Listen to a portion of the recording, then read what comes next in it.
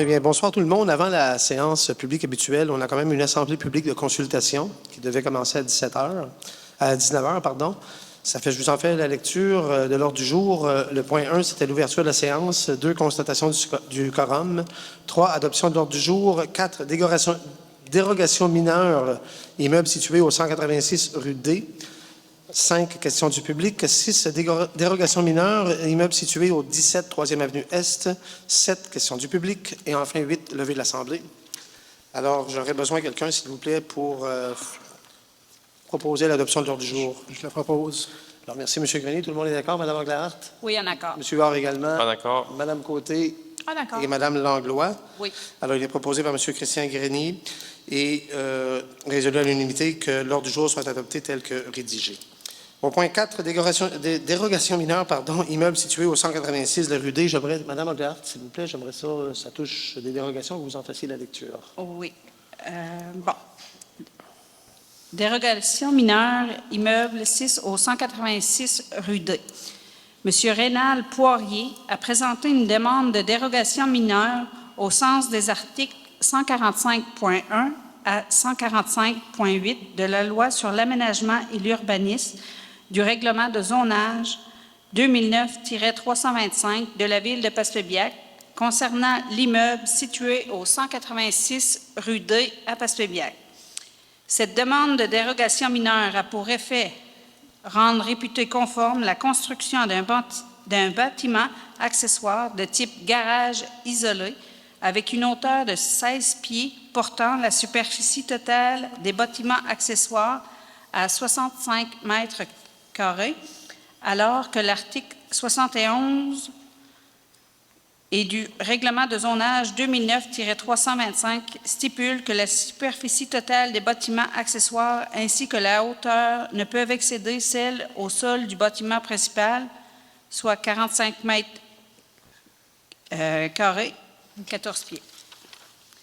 Le comité consultatif d'urbanisme, CCU, réuni le 24 février 2023, a recommandé à l'unanimité au conseil municipal d'autoriser cette demande de dérogation mineure en apportant certaines conditions à respecter, soit d'autoriser la demande de construction du garage telle que soumise à condition de démolir une des 2 remises existantes sur le terrain afin de minimiser le caractère dérogatoire de la demande et recommande au conseil municipal d'autoriser cette demande de dérogation mineure. Le 27 février 2023, un avis a été publié au bureau de la Ville ainsi que sur le site Internet de la Ville et sur les réseaux sociaux. L'avis indiquait qu'une assemblée publique de consultation se tiendrait le lundi 13 mars 2023 à 19 h. Alors, je vous remercie. Alors, vous aurez compris, en fin de compte, c'est une demande de dérogation qui a été demandée auprès de la Ville. Le Conseil consultatif d'urbanisme s'est penché là-dessus. Est-ce qu'il y a des gens qui ont des questions à l'égard de ce point-là? Sinon, on va passer au point 6, qui est une autre dérogation mineure de l'immeuble situé au 17 3e Avenue Est. Madame Anglehart, s'il vous plaît.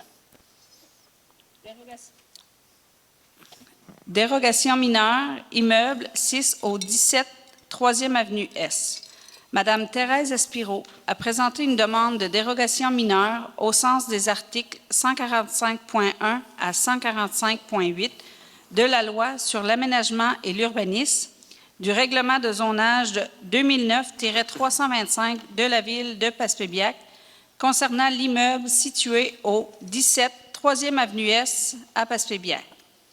Cette demande de dérogation a pour effet de rendre réputé conforme le stationnement hors rue en cours avant que l'article 118 du règlement de zonage 2009-325 vienne prohiber ce mode de stationnement et que pour parvenir à cette fin, la démolition de la bordure de rue est exigée.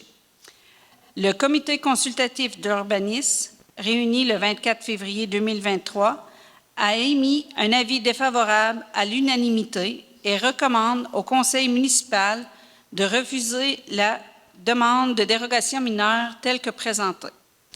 Le comité considère qu'il ne serait pas dans l'intérêt de la Ville d'accepter cette demande alors que la configuration actuelle de l'entrée est déjà dérogatoire et que cela entraînerait un danger important considérant l'espace restreint entre le bâtiment et la rue.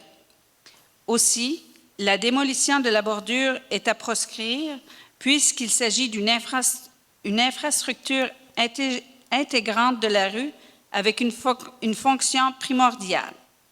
Le 27 février 2023, un avis a été publié au bureau de la Ville ainsi que sur le site Internet de la Ville et sur les réseaux sociaux. L'avis indiquait qu'une assemblée publique de consultation se tiendrait le lundi 13 mars 2023 à 19 h. Je vous remercie. Alors, vous auriez compris également, c'est une autre demande qui a été faite par un citoyen à l'effet d'avoir un ajustement auprès de son endroit, de sa résidence. Et cet avis de consultation nous permettait de vous placer au courant, en fin de compte, de ces demandes-là.